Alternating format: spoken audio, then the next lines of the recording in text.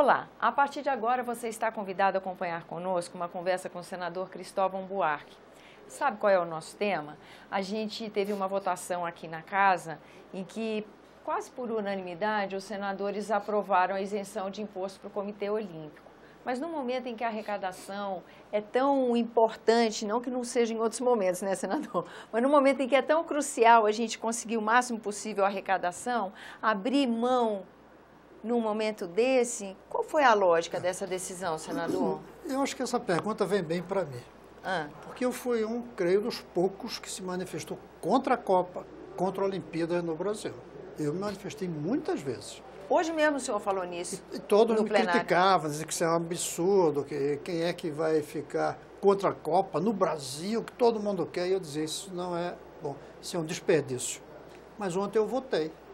Mas por quê? Porque, neste momento, parar as Olimpíadas, ela não dá certo, é uma tragédia nacional no mundo. Tem que dar certo. A Copa, por exemplo, eu acho que foi um grande erro, mas felizmente ela deu certo. O Brasil demonstrou que foi competente para fazer a Copa. Foi incompetente para ganhar, né? Aí não conseguiu. Mas foi competente para fazer. A gente tem que fazer uma Olimpíada muito boa. Mas a expectativa dessa vez é um pouco diferente, né? Por um lado, eu acho que está mais fácil, porque dessa vez o problema não é com ela em si, mas sim com o caos do Rio de Janeiro. Agora, tem a ver o caos do Rio de Janeiro com esse assunto, porque o que houve no Rio de Janeiro foi o vício de se beneficiar dos royalties do petróleo quando o preço estava lá em cima. Qualquer família séria, qualquer país sério, quando tira na loteria, ganha alguma coisa, você guarda e diz, eu vou usar isso com parcimônia, como você dizia há pouco na nossa conversa. Nós não fizemos isso. A Noruega, por exemplo, um país que tem muito petróleo, eles criaram um fundo, não usam dinheiro. Eles estão aplicando para as próximas gerações receberem esse dinheiro. Inclusive, se for o caso, pagar a aposentadoria daqui a 50, 60 anos. Claro, a gente pode dizer, mas a Noruega é um país rico, pode se dar o luxo de não gastar agora. Mas mesmo um país pobre, mesmo uma família pobre, procura guardar um pouquinho para se precaver da necessidade no futuro, lamentavelmente. E essa é uma das razões da nossa crise. Nós, brasileiros, por alguma razão, nós somos consumistas, nós somos imediatistas, nós queremos já. Mais ainda, nós queremos tanto já que como o dinheiro não dá, aí a gente pede emprestado. Tanto cada pessoa como o país, o governo se endivida. E não só o governo federal, o governo estadual, o governo municipal, todos se endividam muito. E o Rio gastou a benesse do petróleo naquele momento. Aí quando o preço cai, os compromissos assumidos continuam.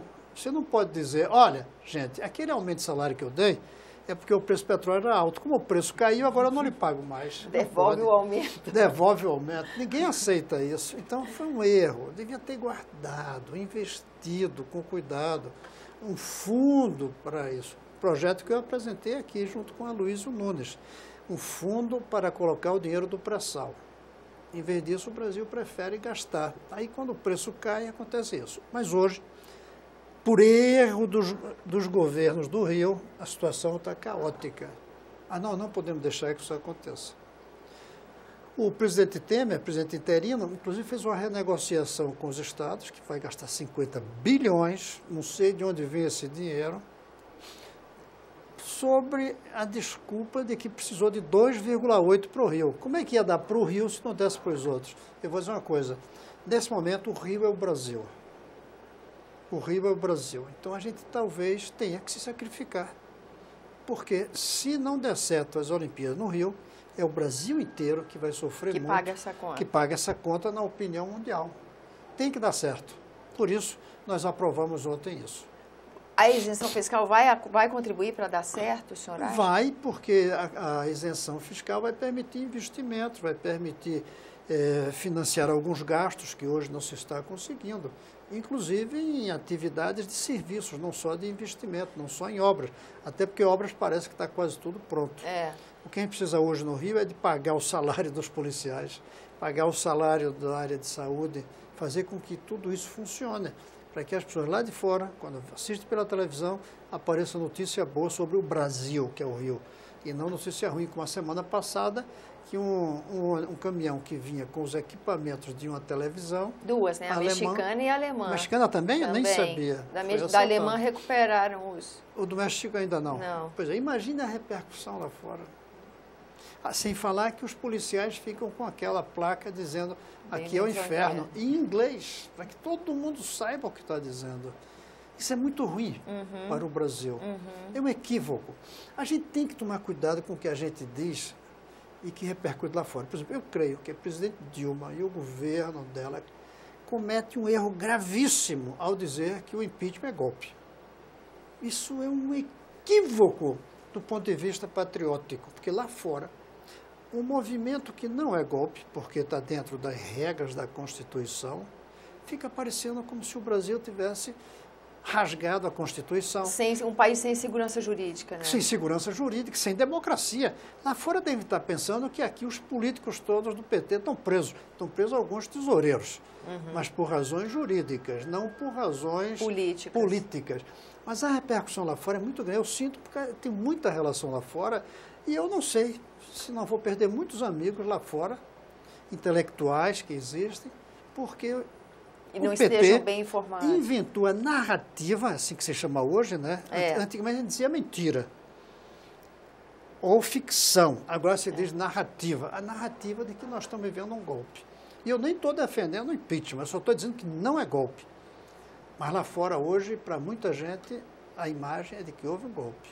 Senador, a questão administrativa é um desafio para a cultura brasileira, né? Isso está em xeque agora, quando a gente vê chegando ao Congresso uma matéria que propõe, a gente até já conversou sobre isso em outro argumento, que propõe um teto, um limite para gastos, é uma tentativa de mudar essa mentalidade? Vai ser através de leis que a gente vai conseguir alguma coisa? É uma tentativa de pôr ordem nos gastos. O Brasil se acostumou, vou fazer aqui uma coisa, a gente gasta 2 na educação. Depois gasta 3 na saúde, mas só tem 4. Como é que faz? Deve 1. Deve 1, é verdade, é um caminho. Deve 1, pede emprestado. A outra é dizer, a partir de agora 5 só vale 4, inflação. Ou seja, a gente dá 5, mas só vale 4.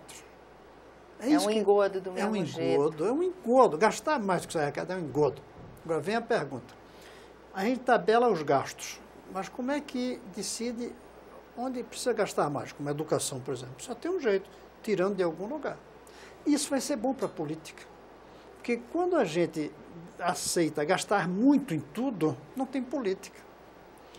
Quando tudo é prioridade, não tem política. Nada é feito no fim, Aí nada é feito. Política vem do debate. Eu acho que deve ficar aqui. Aí o outro diz que deve ficar aqui.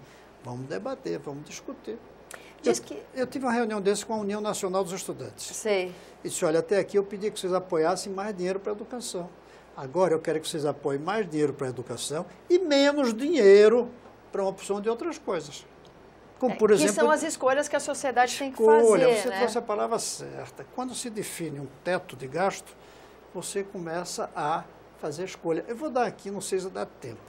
Eu, durante algum tempo... Dá um jeito de dar tempo. Durante algum tempo, antes de ser senador, depois de ter sido governador, naquele período que eu fiquei fora, eu organizava debates em colégios, em que eu levava para os meninos o orçamento da União, meninos do 2º grau, com uma coluna de quanto o governo estava propondo gastar para cada item.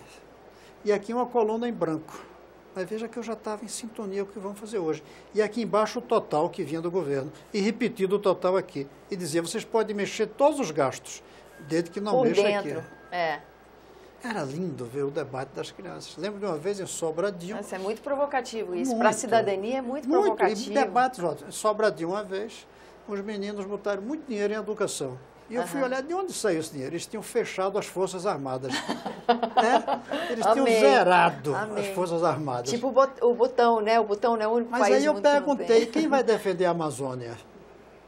Se não tiver Marinha, Aeronáutica, Exército. Aí eles pararam, refletiram, colocaram novamente dinheiro para as Forças Armadas e tiraram de outros lugares.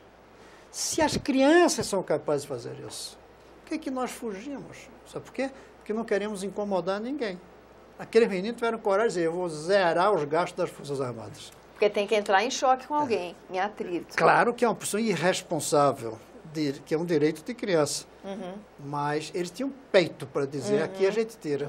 Aqui no Congresso a gente não tem peito para dizer de onde tira. Aí eu arrisco, vamos ver se a gente encerra, dá uma pena encerrar essa entrevista, mas aí eu arrisco a perguntar o seguinte, outro dia eu vi um comentarista, um debate na televisão, explicando o que o presidencialismo de coalizão fez com a densidade da política, como arrefeceu, porque os projetos, as plataformas de trabalho de cada partido, elas foram perdendo, a função mudou, a função do partido mudou, a função do parlamentar mudou, e com isso os grandes oradores, os grandes debates, as grandes reflexões foram embora. Para resgatar as escolhas, não é necessário resgatar uma plataforma consistente de projeto? É preciso resgatar isso, sim, e resgatar o debate. Hoje a gente não debate, porque todo mundo pode pôr cada vez mais. Aí ninguém debate. Tem que discutir não só quanto colocar mais, mas de onde tirar para colocar menos. Esse é o debate. Isso é que é desafiador. Isso é que é desafiador, mas isso que é a realidade. Esse projeto, essa proposta de reforma da Constituição, ela vai forçar a cairmos na real, do limite de gastos. Claro que pode melhorar muito. Por exemplo, pode colocar um aumento toda vez que o produto interno bruto crescer. Pode. Não precisa ficar só em função da inflação. Né? Vamos ver. Talvez seja uma nova fase, uma nova maneira uma nova possibilidade de gestão começa a aparecer a partir de agora? Ou é muito romântico isso, senador? Não, eu acho que vai aparecer. Não é romantismo, vai aparecer. Eu não sei quando. Pode ser daqui a alguns anos, daqui a umas décadas. Pode ser outra geração, mas vai. O Brasil é maior do que tudo isso. Então, o Brasil é maior do que todas as incompetências que nós temos demonstrado ultimamente. Senador, muito grata pela sua presença aqui no nosso programa. Muito obrigado. E agradeço também a você que nos acompanha, lembrando que você é o nosso convidado a fazer sugestões e críticas ao trabalho da TV Senado. E para isso é uma ligação gratuita, 0800 61 2211. E quando você quiser ver esse ou outro dos nossos programas, use o endereço eletrônico senado.leg.br/TV. Até a próxima.